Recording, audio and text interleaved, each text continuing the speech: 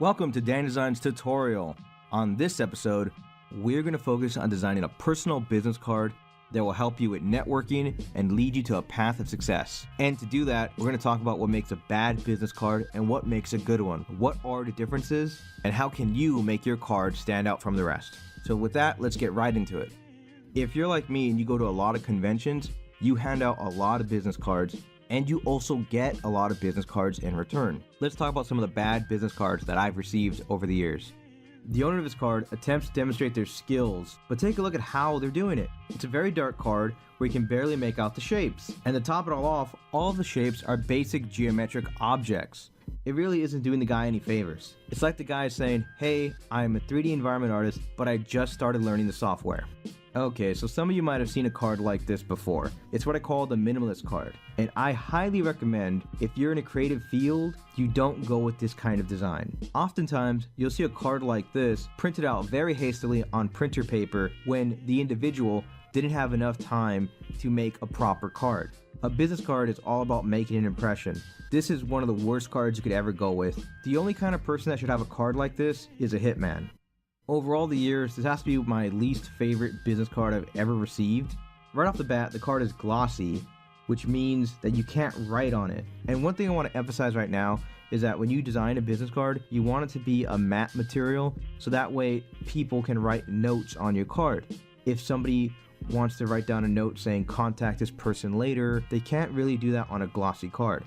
On top of that, the front and back design has this strange stick figure character that doesn't communicate anything about the person's career, what they do, their skills. It's not branded to their social media, their website, nothing. So this stick figure character is just pointless. And on top of that, the color scheme, it's not great.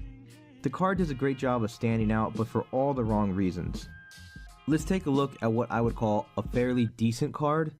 Here we have one that clearly states the person's name, their contact information, and what they do. You will notice the card is a dark background with orange text. It's not the most appealing color scheme. It gets the point across, but it does nothing to stand out. This next card is what I'd call a pretty good card. It utilizes both sides of the card. It has the website, email, social media all clearly visible, and the front of the card features art from the person's portfolio. It's successful in letting me know what the person does. It gives me a preview of their skills and what I can expect by visiting their website.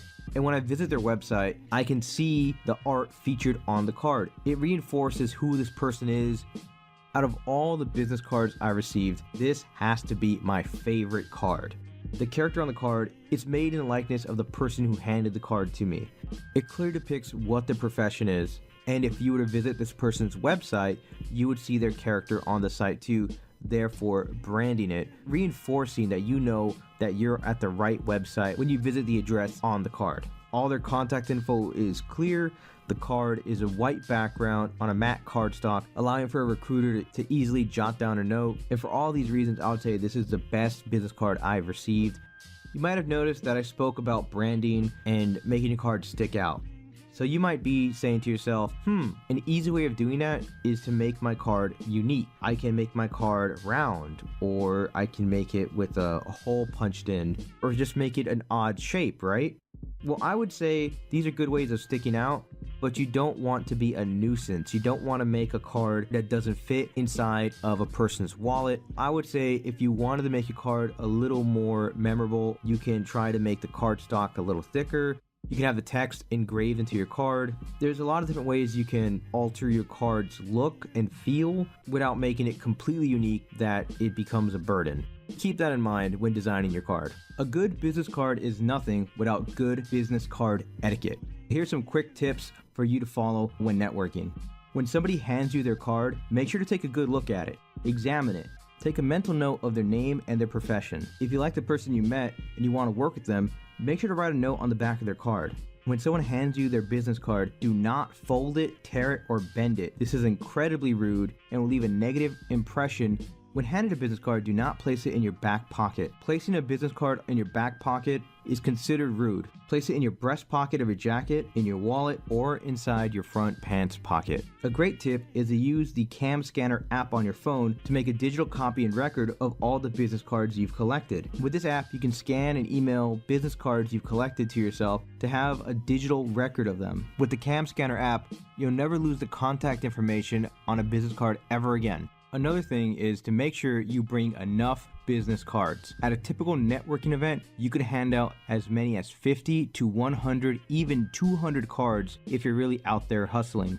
You're going to want to carry at least 50 business cards on you at all times and some backup cards somewhere nearby, either in your vehicle, backpack, purse. You don't want to go to a business lunch and not have enough cards for everyone there. The last thing you want to do is to write down your information on a napkin. You want to look professional, so avoid any chance to make yourself look unprofessional. You might be saying to yourself, how am I supposed to carry all of my business cards? Easy, with a business card holder. My recommendation would be the Wisdom Pro 2-sided card holder. With this card holder, you can have one side for cards you receive and the other for cards you're handing out. Links to the card holders will be in the description of this video. Your personal business card should be a matte card, non-glossy, with light colors. It should feature your name, your title, phone number, email, website, and all your social media. Any logo or design featured on the card should be something that helps brand you and ties back to your social media or website. I want to say thank you for watching. I'm Danny Level 100. I hope this video helps you out. If you have any questions, feel free to contact me on social media or email me. If you're in the process of designing your business card, send me a message. I would love to give you some feedback. And if you like this tutorial, please let me know in the comment section. You can find me on Twitch, and all my social media accounts are displayed here. Links to everything down below in the description of the video. Take care, goodbye, and I'll see you guys later.